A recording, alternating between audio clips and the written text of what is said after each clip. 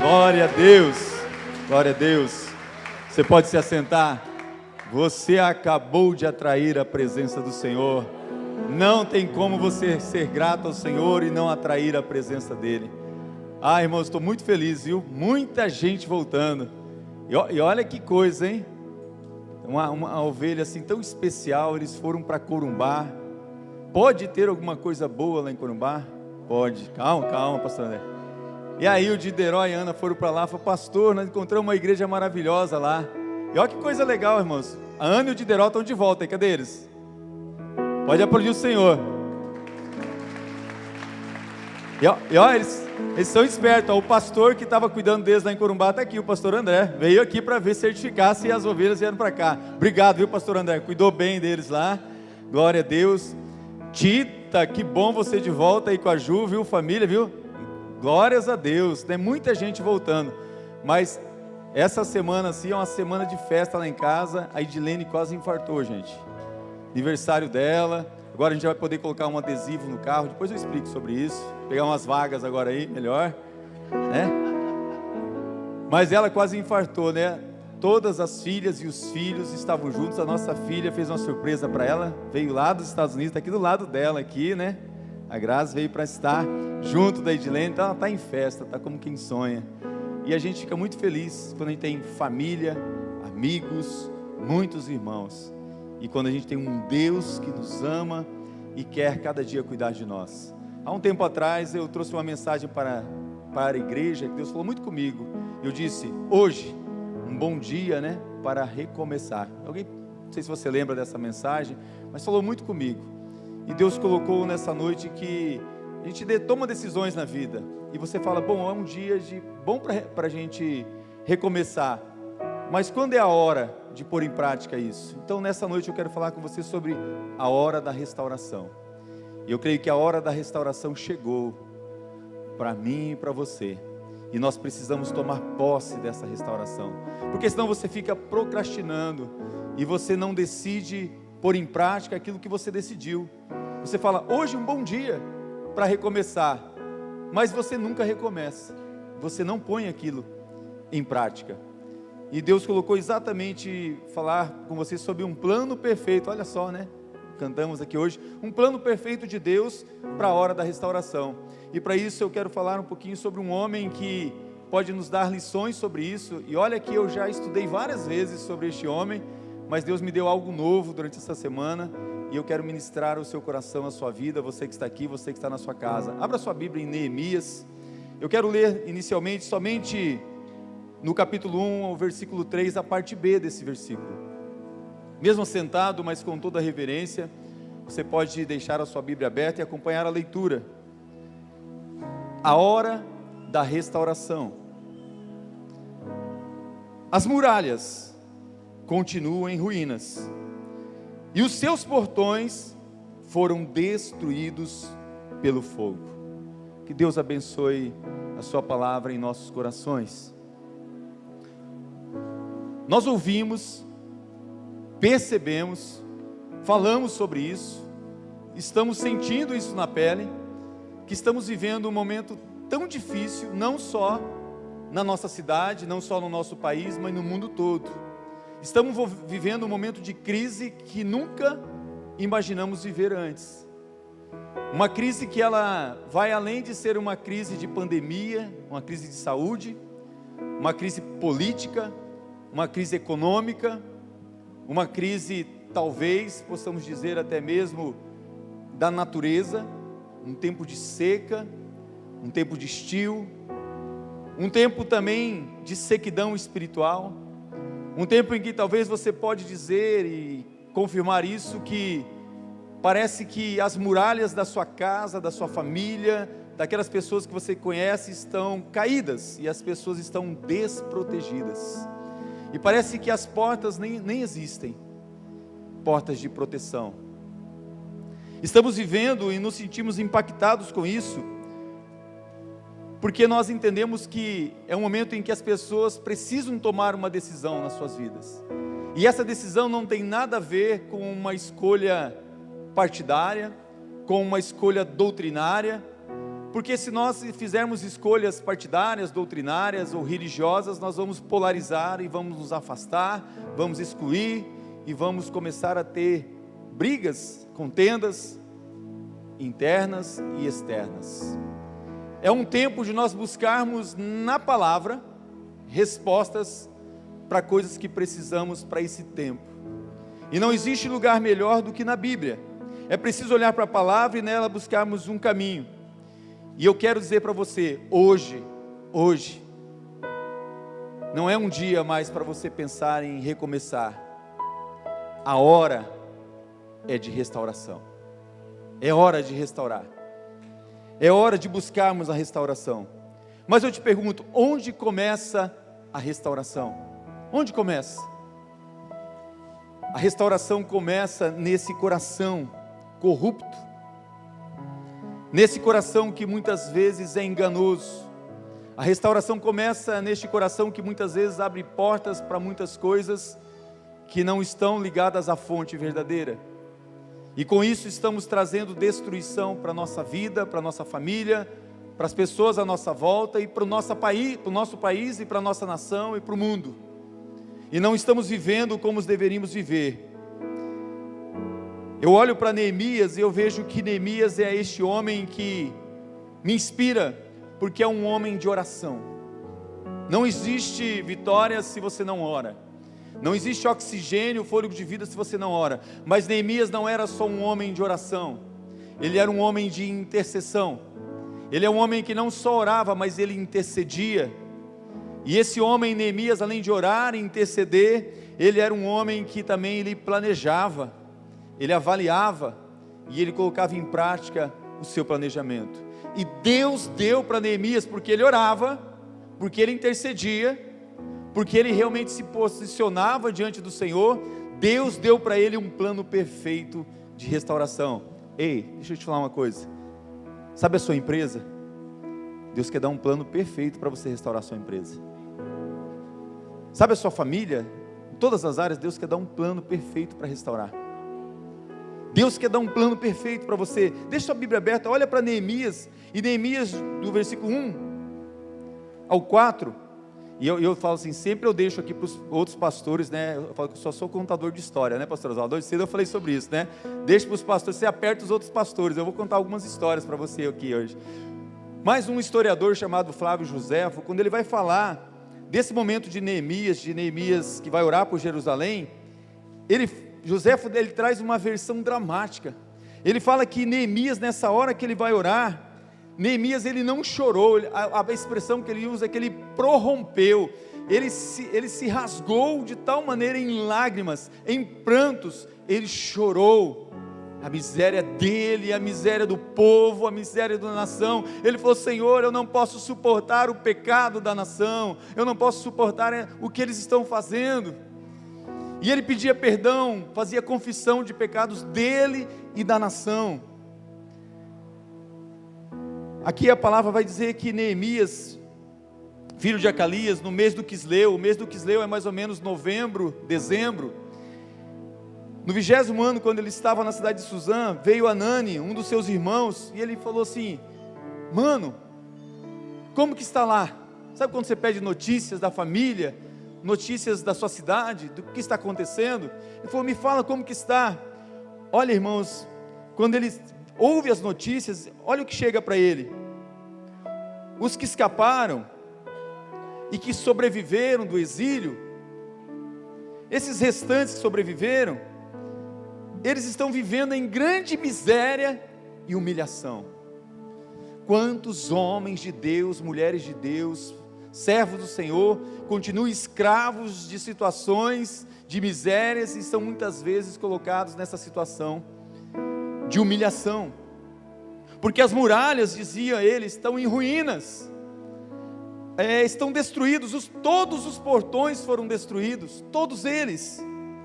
O versículo 4 fala: quando eu ouvi estas palavras, olha o que Neemias fez: eu me sentei, versículo 4, chorei, lamentei por alguns dias. Mas ele ficou chorando e lamentando, irmãos? Fiquei jejuando e orando diante do Deus dos céus. Nós acabamos de passar por 33 dias, né?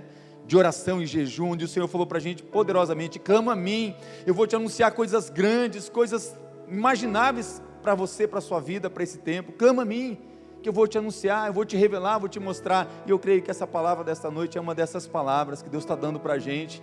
Se você quiser anotar, você anota. Eu recomendo você anotar, porque pode servir até para um planejamento. Eu vejo que muitas pessoas têm dificuldade até de fazer um planejamento o mais simples possível.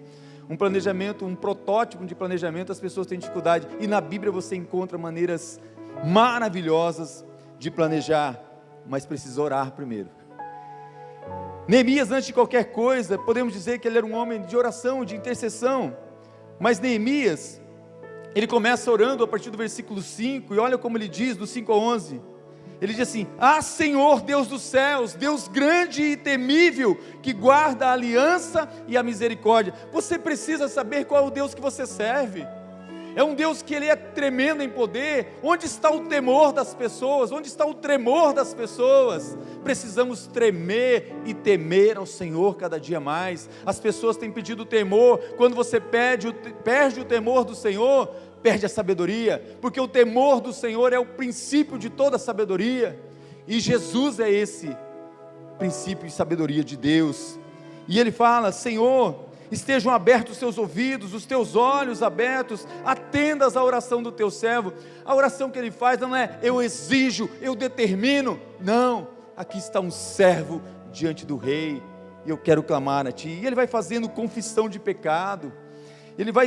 Aquele que confessa o pecado e deixa prospera, e ele começa a fazer isso, e ele diz: temos procedido de forma totalmente corrupta contra ti. Irmão, você já começou a orar pelos políticos, pela nação, em vez de só apontar o dedo, de querer atirar pedra? Vamos orar, vamos clamar. Se coloque como intercessor, se coloque no lugar daquele que deveria levar as pedras, de levar toda acusação. Não guardamos teus mandamentos, teus estatutos. Lembra da palavra que ordenaste. E ele vai pedindo, ele vai clamando, e ele se lembra das promessas do Senhor. Ele fala assim: Senhor, o Senhor prometeu para a gente, se a gente se convertesse. Tem muita gente precisando se converter, deixar os maus caminhos. E ele vai falando, versículo 10: estes ainda são teus servos e o teu povo que resgataste com o teu grande poder e com a tua mão poderosa. Ah, Senhor, estejam atentos os teus ouvidos à oração do teu servo, à oração dos teus servos que se agradam em temer o teu nome. Faze com que o teu servo seja bem sucedido hoje, e encontre misericórdia diante deste homem. Nesse tempo eu era copeiro do rei. Eu gosto muito dessa tradução, que ele fala assim, ele não fala diante desse rei, não, ele fala assim, diante desse homem, porque eu estou diante do rei, rei dos reis. Quando ele ia tratar com o rei, ele falava, sabia da posição de quem o rei era, mas agora ele estava: Senhor, diante de ti ele é só um homem. Você entende? Ele entendia com quem ele estava lidando. E eu quero dizer para você que algumas coisas eu quero destacar nessa vida de Neemias, de quem era esse homem: oração, jejum, intercessão, adoração, reconhecimento e confissão de pecados, obediência ao chamado, tomada de atitude. Muitas coisas deixam de acontecer na sua vida porque você não está dentro do propósito de Deus. Deus tem um propósito para a sua vida, Deus tem um chamado para a sua vida. Você está vivendo o chamado de Deus na sua vida? Deus tem um plano perfeito para mim e para você. Saiba você, eu quero destacar algo aqui. Sabe quem que Ele usa? Ele não usa só pastores, Ele não usa só os levitas, Ele usa enfermeiros, médicos, pedreiros, arquitetos, advogados, engenheiros, professores, lixeiros, empresários, artistas, militares. Ele usa todos esses para fazer essas pessoas simples pescadores de almas, de homens, para a glória do Senhor. Neemias escolheu a hora certa de conversar com o rei e pediu tudo o que precisava. Um planejamento, você precisa colocar tudo o que você precisa, mas coloque primeiro diante do Senhor, coloque diante da pessoa certa. Olha como que foi a reconstrução das muralhas, irmãos, e das portas. Capítulo 3, versículo 1 diz assim: as muralhas da cidade foram reconstruídas da seguinte maneira. Aí começa a dizer como que foi reconstruída. porque teve um planejamento. E eu quero dizer para você, não tente reconstruir sozinho. Sozinho não. A Bíblia, você vai olhar aqui que eles reconstruíram com os sacerdotes, com os levitas, com as famílias. As famílias estavam envolvidos, seus filhos, suas filhas, chamaram os netos, os amigos. Se você ver essa grande obra de reconstrução, foi preciso que todos se envolvessem. Não dá mais, irmão, irmã, amigo, você que está aqui para ficar olhando. A restauração vai acontecer quando você se envolver com esse plano perfeito do Senhor. Deus usa pessoas diferentes e de capacidades diferentes. Mas eu sou só copeiro, pastor, num restaurante aqui. É Neemias, é você que eu quero usar. Deus quer te usar. E eu quero citar rapidamente para você, deixa sua Bíblia aberta em Neemias 3. 10 portões ou portas que Neemias, no seu planejamento, descobriu que dentro da restauração das muralhas precisavam ser reconstruídos, restaurados. Neemias 3, no versículo 1, parte B, Eliasabe, o grande sacerdote, e os seus colegas sacerdotes, eles reconstruíram um portão chamado Portão das Ovelhas. Então escreve, o primeiro portão é o Portão das Ovelhas. Esse portão foi reconstruído. O Portão das Ovelhas, que provavelmente faz uma alusão e lembra o sacrifício de Jesus. Tudo na Bíblia, creia nisso e entenda isso, aponta para Ele, aponta para Jesus Cristo. O Portão das Ovelhas foi o primeiro a ser restaurado, sabia disso? O primeiro portão, ele foi o primeiro portão reparado, pois sem sacrifício não há salvação. E esse Portão das Ovelhas, ele tinha um sentido muito profético. Ele é muito ligado a João 10, é muito ligado àquele pastor que faz com que as suas ovelhas possam ir para pastos verdejantes. Mas para ir para pastos verdejantes, as ovelhas precisam passar pela porta, precisam entrar na porta certa, e é a porta das ovelhas. Note que o Portão das Ovelhas, ele é diferente de todos os outros, sabia? É uma curiosidade. Todos os outros portões, eles vão ter trancas, vão ter fechadura. O Portão das Ovelhas, ele é aberto, ele não tem trancas. Essa era a única porta que era separada e especial. Preste atenção em algo crucial. Essa porta foi o começo da restauração e terminava nela. Foi feito um circuito anti-horário, seguindo um circuito anti-horário, começando da Porta das Ovelhas, e começou a restauração das muralhas e dos portões. Preste atenção nos detalhes. A Porta das Ovelhas era a primeira e ela ia ser a última do circuito. Primeiro e último. Te lembra alguma coisa? Alfa e ômega. O princípio e o fim está ligado naquele que tem a Porta das Ovelhas. Mas há uma segunda porta que precisava ser restaurada. Aí a porta era restaurada, mas daí tinha que fazer toda a muralha. Aí quem fazia a muralha eram as famílias, as pessoas, até chegar no outro portão. Então as famílias se envolviam para fazer as muralhas. Aí quando chegava nos portões, aí tinham alguns líderes específicos, famílias específicas, sacerdotes, levitas, governadores, prefeitos, que eram encarregados dessas portas. Aí tem uma porta que é a porta do peixe. Neemias 3,3 diz assim: o grupo das famílias de Hassemanah construiu o portão dos peixes. A porta dos peixes nos faz lembrar e traz também uma relevante advertência. Precisamos ser sensíveis aos objetivos, em considerar a alma, e sermos incansáveis em ganhar a alma. Se um dia eu fui salvo, eu preciso ser alguém que promova a salvação. Se um dia eu fui pescado, porque Jesus mandou, começasse com os discípulos, os apóstolos, pescarem homens, eu preciso agora ser um pescador de homens. Mateus 1,17 diz assim: então dirigiu-se a eles Jesus dizendo: vinde à minha companhia, e eu vos tornarei pescadores de pessoas. Esse portão do peixe era um lugar que dava acesso marítimo do mar para vir a alimentação, os peixes, mas tinha um simbolismo também que apontava para Jesus, que Ele nos faria pescadores de homens. Há um terceiro portão, é o portão velho. Neemias 3,6, Joiada, filho de Passeia, e Mesulam, filho de Besodias, reconstruíram o portão velho. O portão velho, conhecido como Gessana, fala dos velhos caminhos, das veredas antigas, dos caminhos do Senhor. Isso é Olã. Olã, nós aprendemos muito em veredas antigas do seminário. É antigo, caminho que o Senhor preparou para o seu povo. Jeremias 6,16 diz assim: e o Senhor continua declarando: parai sobre os cruzamentos e observai, indagai pelos caminhos antigos, e interrogai pelo bom caminho. Agora, pois, caminhai por eles, então alcançareis paz e descanso para nós.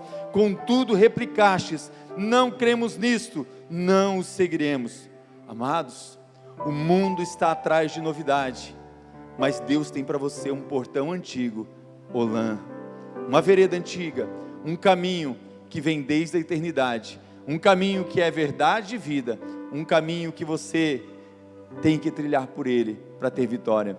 Em Atos 17, 21, você se lembra que aqueles homens que se diziam sábios, eles estavam sempre atrás de uma novidade. Você já viu pessoas nos dias de hoje? Qual que é a última novidade, irmãos? O que está acontecendo de novo para a gente ir atrás? Está lá em Atos 17, 21.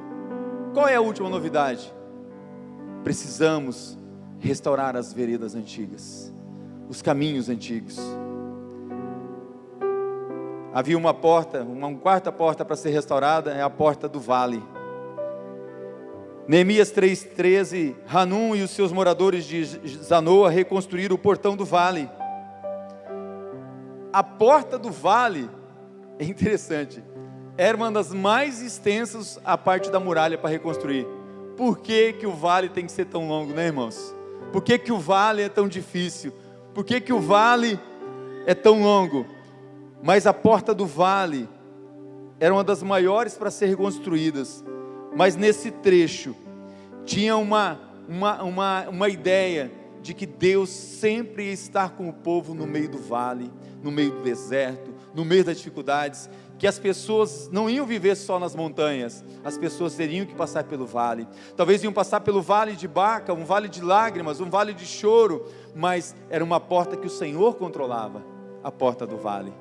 Deuteronômio 8, ele diz assim: eu fiz você caminhar pelo deserto, eu fiz você passar por situações difíceis, mas se lembre, as sandálias dos teus pés não se gastaram, a roupa do teu corpo não acabou, não faltou o maná. Eu fiz você passar por tudo isso, porque o vale não é o fim, o vale é só um meio, você vai passar por ele, para quando você chegar na terra que mana leite e mel, você se lembre que foi eu que estive com você no vale, e você nunca se esqueça de que eu estive com você ali.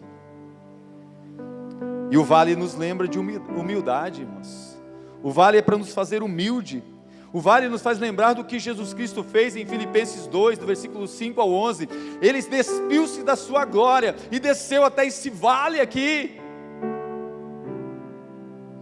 para buscar e salvar a cada um de nós. O vale é lugar de você ser humilde. Porque no vale, como diz Deuteronômio 8, lá no deserto, o Senhor fala assim: eu quis provar a essência do que havia em você. Nós não apreciamos este vale, mas muitas vezes ele nos leva no vale, para no vale nos abençoar. Pode ter certeza disso. Há um portão aqui que é sério, portão do lixo. Sabia que tinha um portão do lixo? Alguns falam portão do monturo. Neemias 3,14 fala que Malquias, filho de Recabe, governador do distrito de Bet-Acarém, reconstruiu o portão do lixo. O portão do lixo, provavelmente esse era o portão por onde o lixo, os resíduos todos eram retirados. É por ali que saía. Havia um ribeiro, havia um rio que passava ali, o rio chamava Ribeiro de Cedron. Então era dificultoso tirar o lixo por ali. Imagine que era como se fosse um esgoto a céu aberto, mas todo aquele lixo era colocado nesse ribeiro. E sabe para onde que esse ribeiro levava tudo isso? Para o mar. 2 Coríntios 7,1 diz assim: amados, visto que temos essas promessas, purifiquemos de tudo que possa nos contaminar o corpo e por consequente a alma, aperfeiçoando a santidade no temor de Deus. Há muito lixo que talvez precisa sair da sua vida. Talvez esse lixo se chama pornografia. Talvez esse lixo seja um vício que você alimenta e tem ele há muito tempo na sua vida, e esse lixo precisa sair. E esse portão é para sair esse lixo e ser lançado nesse rio, para ser jogado no mar. Miqueias 7,19 diz assim: de novo terás compaixão de nós, pisarás as nossas malignidades e atirarás todos os nossos pecados nas profundezas do mar. O portão do lixo era para que tudo aquilo que era impuro, tudo aquilo que não prestava, saísse. Mas havia também um portão muito legal, portão da fonte. Portão da fonte. Neemias 3,15, Salum, filho de Col-Ozé, governador do distrito de Mispa, reconstruiu o portão da fonte. O portão da fonte, ele fez uma cobertura. Então, além, para proteger essa fonte, ele fez uma cobertura nesse portão. O portão da fonte ilustra um ministério inesgotável de Deus através do seu Espírito. Vemos isso em paralelo com João 7:37 a 39. No último dia mais solene, dia de festa, Jesus colocou-se em pé e clamou em pranto: se alguém tem sede, deixai-o vir a mim para que beba. Aquele que crê em mim, como diz a Escritura, do seu interior fluirão rios de água viva. Mas ele se referiu ao Espírito que mais tarde receberiam aos que nele crescem, pois o Espírito Santo até aquele momento não fora concedido, porque Jesus não havia sido glorificado. Há uma fonte inesgotável em Deus, há uma fonte inesgotável no Espírito Santo, e essa porta precisa ser restaurada. E você pode olhar que o ciclo, o caminho do portão, ele começa com humildade, limpeza, para ter enchimento do Espírito Santo. Você pode ver que o portão do lixo está antes. Precisa o lixo sair para a água chegar, para algo novo chegar. E é por isso que o sétimo portão não é chamado de portão das fontes. O portão da fonte é o 6. O sétimo é portão das águas. Portão das águas. 3:26, parte B, Pedaías, filho de Parás, construiu o trecho seguinte até um lugar do leste, perto do portão das águas. Então preste atenção que enquanto as muralhas eram reconstruídas, já era preparado para reconstruir o portão. Você lembra que na época que estava reconstruindo, a história conta, que era necessário que nas brechas ficassem os guardas, protegendo até que os portões fossem reconstruídos, ficavam guardas ali. Então o portão das águas, ele é interessante que ele é o sétimo, e sempre que eu vejo o número 7, não tem como eu não me reportar a um número que eu gosto de ligar à perfeição, porque a palavra de Deus, ela limpa, é o que crê. Efésios 5:26, o Salmo 119:9 vai dizer que é a palavra de Deus que nos torna limpos.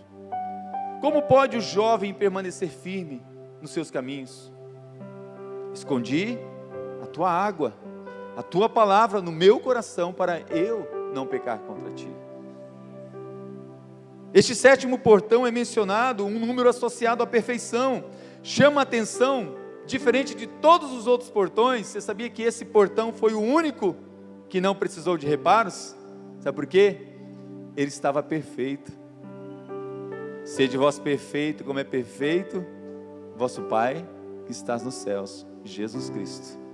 Esse portão não precisou de reparo, porque ainda que tudo esteja desmoronando na tua vida, tudo que está um caos, ainda como o salmista diz, ainda que as águas rujam, tumultuem no meio dos mares, ainda que tudo esteja desmoronando, há um rio que sai do trono de Deus e rega a cidade do Altíssimo.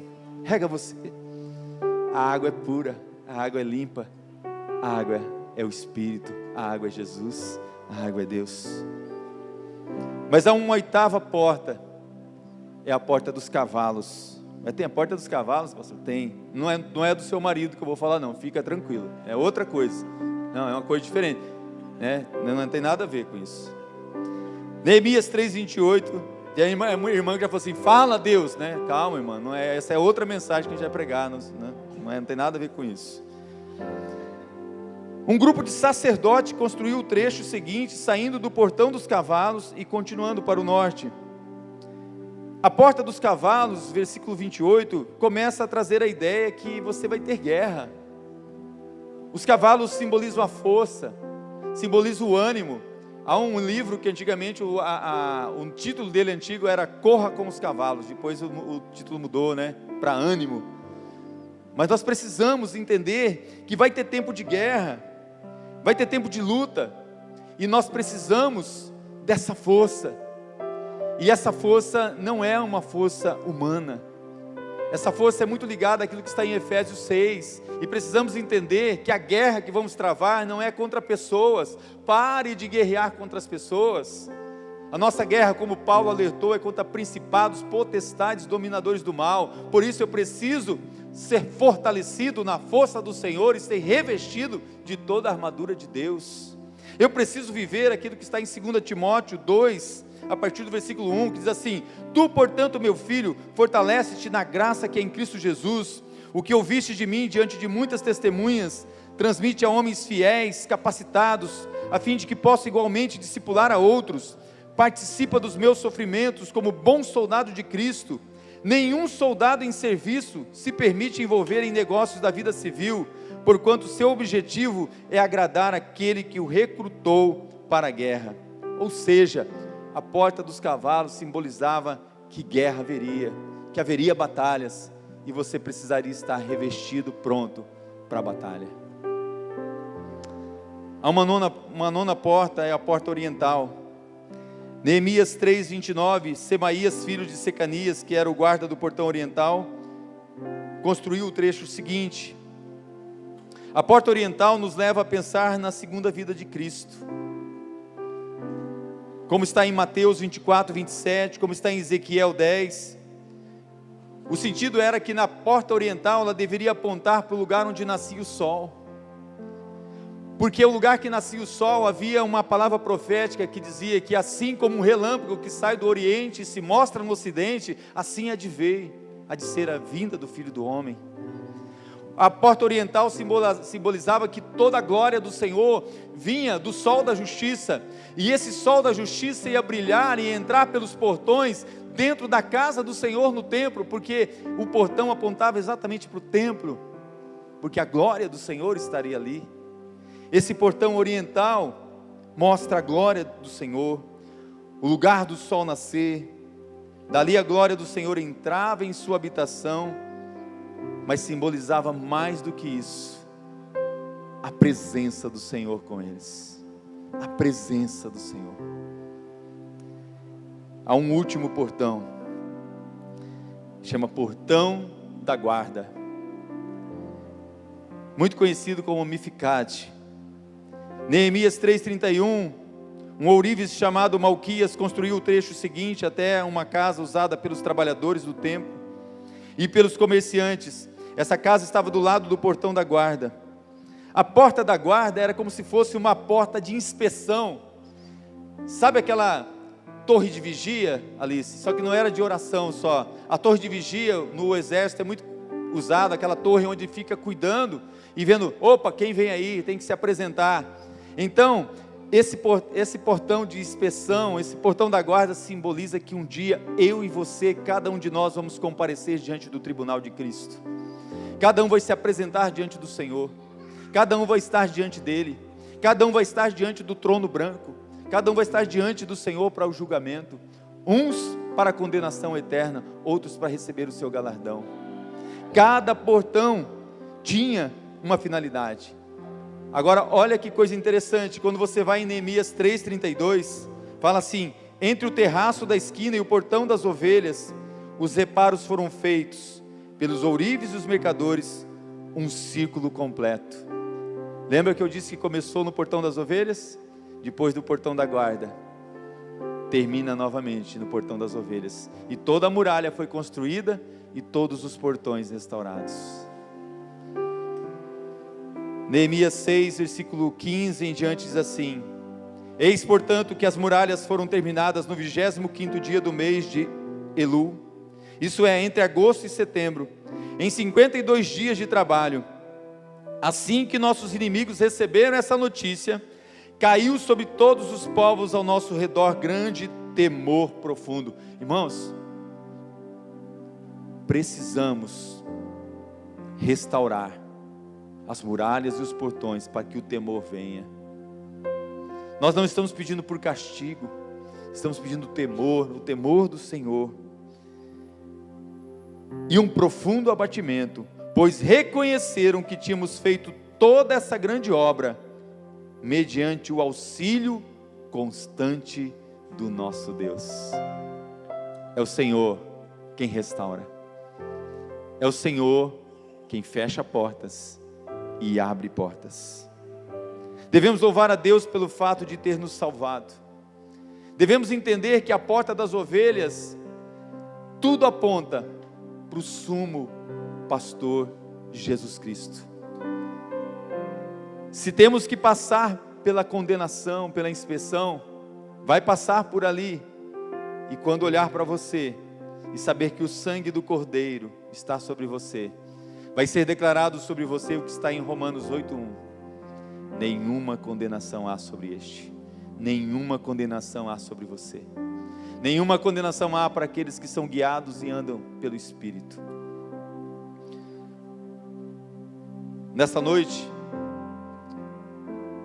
eu trouxe essa palavra para chegar nesse ponto que eu quero falar para você.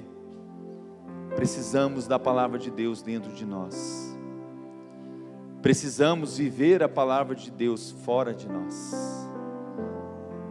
A proclamação da palavra traz restauração. Os muros foram restaurados, as portas foram restauradas, e o povo foi reunido como vocês estão reunidos aqui. E a palavra foi pregada, a palavra foi anunciada. Esdras e Neemias começaram a trazer ao povo novamente a lei, a palavra do Senhor. A partir de capítulo 8, você vai ver que Deus começa a falar com o povo de um tempo de restauração. Há nesse processo descrito entre Neemias 8 e o capítulo 10, uma renovação, recordação e fortalecimento da aliança. Em nome de Jesus, pelo poder da palavra e pelo poder do Espírito Santo, que sobre a sua vida e sobre você que está na sua casa, que haja nesta noite, em primeiro lugar, uma recordação. Deus tem uma aliança com você. Haja em segundo lugar uma renovação dessa aliança sua com Deus. E haja em terceiro lugar um fortalecimento dessa aliança. Neemias 8:8, ler o livro da lei de Deus, interpretando e explicando, a fim de que todo o povo entendesse o que estava sendo lido. Deus tem um plano perfeito para mim e para você. Eu quero chamar já a equipe de louvor, se a gente puder cantar novamente o plano perfeito, que eu quero orar por você nessa noite. E o desafio que foi feito para o povo, e eu não fiz para você ainda, foi feito lá no capítulo 2 de Neemias. Abre lá a sua Bíblia em Neemias capítulo 2. Enquanto você vai abrindo, já vai perguntando para Deus, para o Espírito Santo: Senhor, há alguma muralha, algum muro que precisa ser levantado de proteção, alguma cerca de proteção na minha vida, na minha família, na minha empresa? Há algo que precisa ser restaurado no meu coração? Há alguma porta que precisa ser colocada pelo Senhor e ser fechada? Neemias 2, a partir do 17, diz assim: então eu lhes disse: vede a deplorável e humilhante situação em que nos encontramos. Como toda a cidade de Jerusalém está em ruínas e as suas portas devastadas pelo fogo. Eu te pergunto, como está o mundo? Como estão as pessoas que você conhece? Como você está? Será que não há pessoas aqui nessa noite totalmente devastadas? Será que não há pessoas aqui nessa noite se sentindo em ruínas, com as muralhas todas caídas?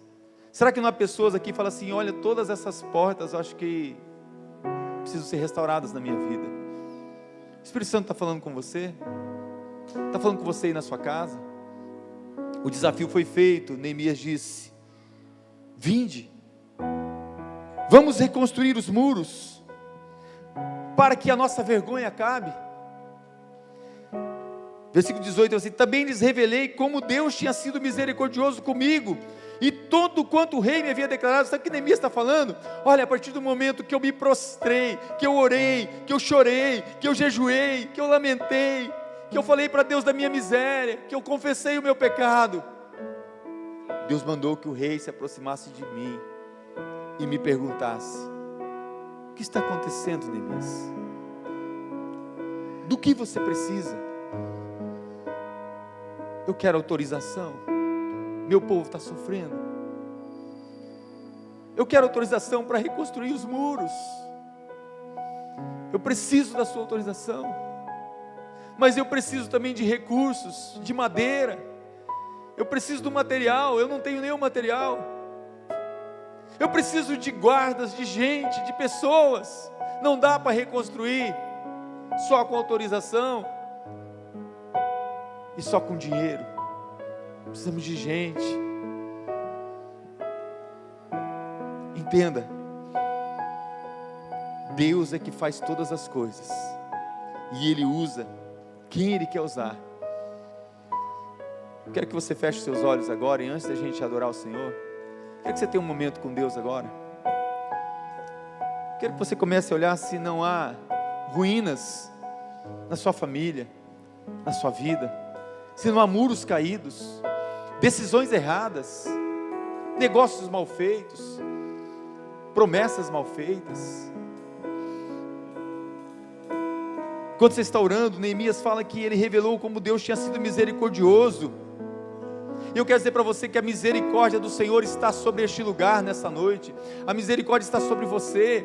Talvez você fez um negócio e não consultou a Deus. Talvez você tomou uma decisão e não falou com Ele antes. Deus pode reverter, Deus pode transformar, mas você precisa, pastor, mas não, a pessoa que me causou, ou que fez e que não está aqui. Neemias, ele confessou o pecado da nação. Se coloque como um intercessor por alguém agora. Chore, faça como Neemias. Ele pranteou, ele chorou. Sinta a dor da pessoa, sinta a dor do Senhor, sinta a sua dor, mas clame. E ele disse que tudo que o rei tinha declarado para ele. Diante disso eles exclamaram: levantemo-nos, pois, e vamos reconstruir nossas muralhas. E cheios de ânimo, fortaleceram suas mãos para a realização desse projeto. Eu quero dizer para você nessa noite, enquanto você ora, se não houver uma porta aberta para você, Jesus abre a porta, porque Ele é a porta. Se tudo se fechou para você, Jesus abriu o céu para você. Ele abre o céu para você. Você está num beco sem saída, as portas estão fechadas para você. Jesus é a porta certa, entre por ela. Ele está esperando você. Deus abre a porta. Deus abriu a porta dos céus para que um homem pudesse chegar a Ele. O nome dele era Jacó, ele era enganador, mas ele sonhou, ele clamou, ele pediu, e ele mesmo declarou: eis que uma porta está aberta, e eu vejo uma escada descendo, e eu vejo anjos descendo e subindo, e não é verdadeiramente as portas do céu abertas para mim. O Senhor abriu as portas para Jacó, e Jacó declarou: quão temível este lugar, é casa de Deus, é porta dos céus. Um dia Natanael, ele estava desesperado, se o Messias ia vir ou não ia vir, e Jesus se apresenta para ele, e Jesus diz para Natanael, está em João 1,51, em verdade eu te digo, que vereis o céu aberto, e os anjos de Deus subindo e descendo sobre o Filho do Homem. Jesus é a porta que nos dá acesso à vida eterna. O caminho que nos leva a Deus é Jesus. Jesus declarou: eu sou a porta, se alguém entrar por mim, será salvo, entrará, sairá, encontrará pastagens. A porta aberta fala de uma oportunidade que precisa ser aproveitada. Talvez a sua oportunidade seja nessa noite. Você que está na sua casa, talvez seja a oportunidade da restauração nessa noite. Há uma porta aberta aqui nesta noite, e essa porta é aberta pelo Senhor. É uma porta de salvação. É preciso ter coragem para agir, é preciso ter coragem para se levantar como Neemias. Os céus nunca ajudam homens que não agem. Por muitas vezes A prova da coragem não consiste em morrer, mas em viver uma nova vida. E é isso que Jesus tem para oferecer para você. Tenha coragem nesta noite. Talvez esta noite seja a noite da sua restauração, de um novo tempo, de uma nova história. Deus abre porta para você, talvez, que deixou de evangelizar, deixou de pregar, deixou de anunciar o evangelho. Paulo um dia falou: Deus abriu uma porta para mim, para eu evangelizar. Deus vai abrir a porta do teu vizinho, do teu pai, do teu tio, da tua mãe, porque é uma promessa sobre a sua família. Creia no Senhor Jesus Cristo, será salvo tu e tua casa. Deus vai abrir portas. Oséias 2,15 diz: Ele abriu uma porta da esperança, ainda há esperança para você. Atos 14:27, ele diz: Ele abriu a porta da fé vai ser renovada na sua vida nessa noite, se você permitir. Apocalipse 3:8 diz: Eis que tenho posto diante de ti uma porta aberta, e nenhum homem pode fechar. Sabe por quê? Ele declara: eu sou a porta, eu sou a porta. Mas eu tenho uma porta que Jesus deixa para você abrir. Tem uma porta que Ele deixa para a igreja abrir. Apocalipse 3:20 diz assim. Quero que você abra os seus olhos e olhe para cá agora. Ele quer restaurar. Mas para Ele restaurar, Ele precisa entrar no seu planejamento. Ele precisa entrar na sua vida, na sua história. Ele está batendo na porta das igrejas. E a igreja é você, Ele bate na porta do seu coração. E essa porta, Ele não arromba, Ele não força. Fala: eis que estou à porta e bato. Se você abrir a porta, eu vou entrar, cear com você e você comigo. Eu quero convidar você, mesmo assentado, feche seus olhos agora. Jesus é o plano perfeito para você nessa noite, para restauração. As muralhas do seu coração são restauradas pelo poder da palavra de Deus, e os portões restaurados pelo fogo do Espírito. Se as muralhas estavam em ruínas, a palavra do Senhor restaura as muralhas. Se as portas foram queimadas pelo fogo, o fogo do Espírito restaura aquilo que se perdeu. Jesus é o plano perfeito. E quando a minha história parecia ter chegado ao fim, a sua graça me alcançou. E quando tudo parecia estar perdido naquela cruz, o seu sangue me libertou. Se você pode, ainda em oração, enquanto a equipe adora, faça dessa canção a sua oração. Daqui a pouco nós vamos orar. Eu quero orar por você. Tem momentos que a gente se sente muito só. Acha que Deus não está vendo, que Ele não percebe o que está acontecendo. A gente se sente totalmente desprotegido. Jesus, no momento que Ele ia partir para os céus, reunido com seus discípulos, Ele disse: não fiquem com medo, não fiquem apavorados. Na casa de meu Pai há muitas moradas. Se não fosse verdade, eu diria a vocês, mas eu vou preparar lugar para vocês, para que onde eu estiver, vocês estejam também. Mas Jesus, Ele nos ama tanto, que Ele sabe que é difícil ficar sozinho. Ele falou assim: eu não vou deixar vocês sozinhos, eu vou enviar para vocês o Consolador. Sabe uma coisa interessante que eu descobri quando eu estava estudando sobre Neemias? O nome de Neemias significa Consolador, aquele que consola. Deus faz tudo perfeito. A restauração só vem quando o Espírito se move. Então Neemias teve esse papel de restauração sobre o povo. Ele apontava para o Espírito Santo. Quando tudo estava o caos, quando tudo parecia que não tinha mais jeito, o Espírito do Senhor pairou sobre aquele abismo, sobre aquelas trevas. E pela palavra do Senhor, o Senhor disse: haja luz. E houve luz, e o Espírito se movia, e o Espírito se movia, trazendo a restauração sobre aquela terra. O Espírito Santo está se movendo aqui nesta noite para restaurar a sua vida, sua família, restaurar os muros, restaurar as portas. Mas eu não posso continuar essa mensagem sem fazer para você esse convite. porque Jesus está batendo na porta do seu coração, eu sei. Talvez haja pessoas aqui que estavam pensando em desistir de tudo. Talvez você aí na sua casa, você que está aqui, pensou até em desistir da vida. Suicídio, tirar a sua vida. Mas Jesus, o plano perfeito, veio para salvar, veio para buscar, veio para restaurar.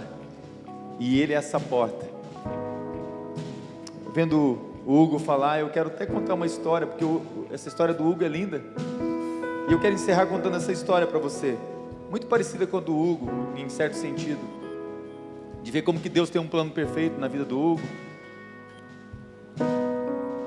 Quem já sabe essa história, quando eu começar a contar, vai se lembrar. Alguns 2.000 metros, 3.000 metros daqui, numa rua, num bairro aqui pertinho, antigamente chamava Jardim Horacília. Essa casa era na rua Caxambu, o nome da rua, ó. Lembrei, memória boa, Rua Caxambu, não sei se a rua ainda tem esse nome. Uma casa de madeira, no fundo da casa, um poço, bem fundo, não tinha água encanada. Aquela cerca de balaúços, aquela cerca que não é nem de arame farpada, de madeirinha. Uma mulher está na beira do poço, chorando, achando que é o fim. As muralhas da sua família, da sua casa destruída, seu marido alcoólatra, ficava possesso por demônios o tempo todo, violento nas palavras e em algumas atitudes. Essa mulher está para desistir, pular no poço. Ela está chorando ali na beira do poço, pensando em acabar com a sua vida.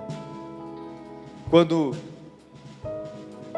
chorando ali, se lamentando, uma vizinha se aproxima e fala assim: o que a senhora está fazendo na beira do poço?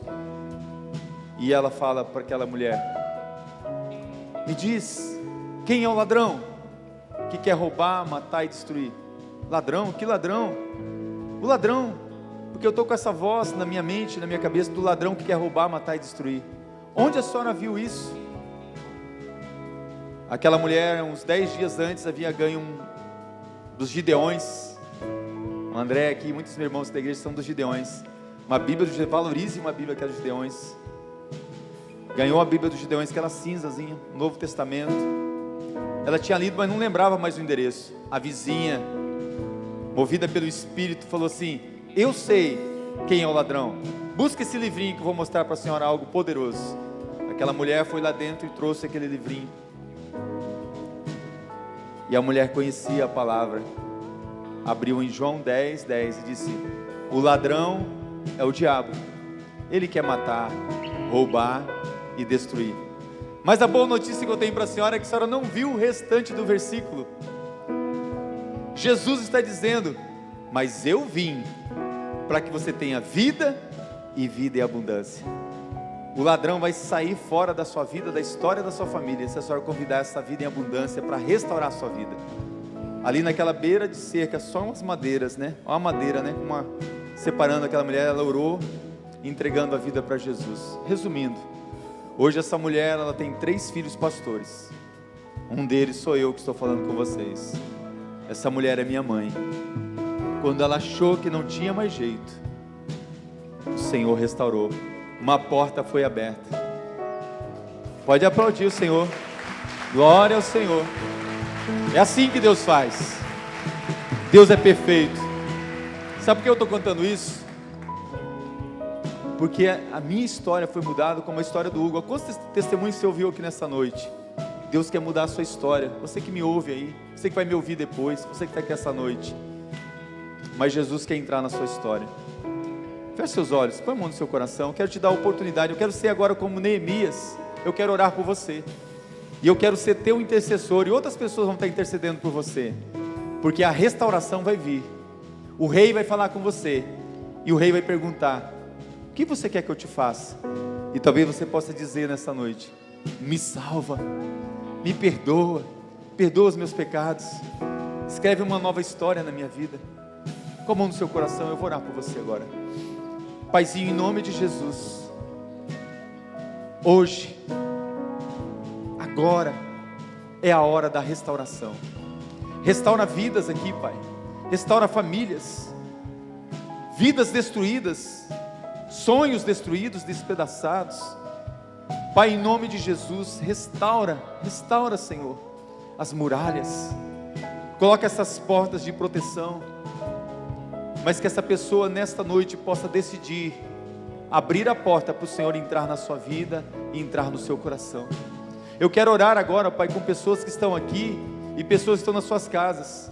Pai, no momento que eu estiver orando com essas pessoas, que elas possam estar passando por essa porta e encontrar verdes pastos, que eles possam entrar pela porta das ovelhas e possam ouvir a voz do seu pastor, Jesus, chamando elas pelos seus nomes. Pai, recebe agora cada oração que vamos fazer aqui agora, em nome de Jesus. Ore comigo, com a mão no seu coração, se você quer abrir a porta do seu coração, para Jesus entrar e mudar a sua história, restaurar os muros, restaurar as portas, escrever o teu nome no livro da vida, te dar a vida eterna. Ore comigo essa oração de fé, diga assim: Senhor Jesus, restaura nesta noite os muros de proteção da minha vida. Se há portas abertas, fecha cada uma delas. Eu quero abrir a porta do meu coração. O Senhor pode entrar. O Senhor será o meu Deus, o meu Senhor e o meu Salvador. Por isso, nesta noite, eu confesso os meus pecados e eu te peço, perdoa cada um deles. Limpa minha mente, limpa meu coração. Fecha qualquer porta que um dia eu abri. Fecha ela, Senhor, sela ela e abre uma porta nova, uma porta de adoração, uma porta de louvor, uma porta de santidade, uma porta, Senhor, onde eu possa cada dia me achegar na tua presença. Nesta noite eu me rendo a ti, eu reconheço a ti como meu Senhor e meu Salvador. Em nome de Jesus que eu oro. A igreja continua em oração. Eu quero te abençoar agora. Você que fez essa oração comigo, onde você está? Levante a sua mão. Eu quero orar abençoando você. Vai ficando em pé, você que em vez de só levantar a mão, vai ficando em pé, que eu vou orar por você. Glória a Deus, vai ficando em pé, isso mesmo. Aleluia, o povo de Deus, vai aplaudindo o Senhor, porque a festa está no céu. Você que fez a oração, vai ficando em pé. A igreja continua em oração. Eu vou orar por essas pessoas. Há mais alguém? Talvez haja alguém que quer reconciliar hoje, não com a igreja tão simples, mas reconciliar com o Senhor nessa noite. Fique em pé no seu lugar. A festa no céu. Há mais alguém desse lado aqui? Eu vi que pessoas levantaram a mão aqui. Fique em pé também, você que desse lado aqui fez a oração comigo. Quero orar por você. A igreja está em oração. Eu quero te abençoar agora. Alguém desse lado aqui?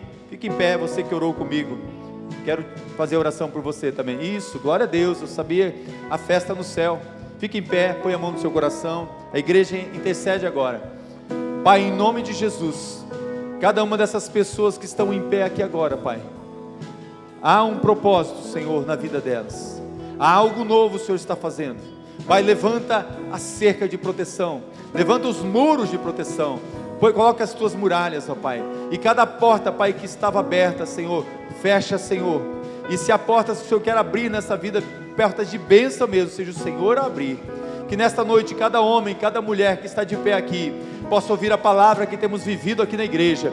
Quando o Senhor é quem diz: eu irei adiante de ti, eu endireitarei os caminhos tortos, eu quebrarei as portas de bronze, eu despedaçarei os ferrolhos de ferro, para te entregar os tesouros e as riquezas encobertas, para que você saiba que eu sou o Senhor e te chamo pelo teu nome. E Pai, para que elas possam ter a certeza e a fé, sela com o teu Espírito Santo e escreve o nome delas no teu livro da vida. E o povo de Deus diz amém, amém, amém. Aplauda o Senhor, coloque-se em pé e vamos adorar o Senhor.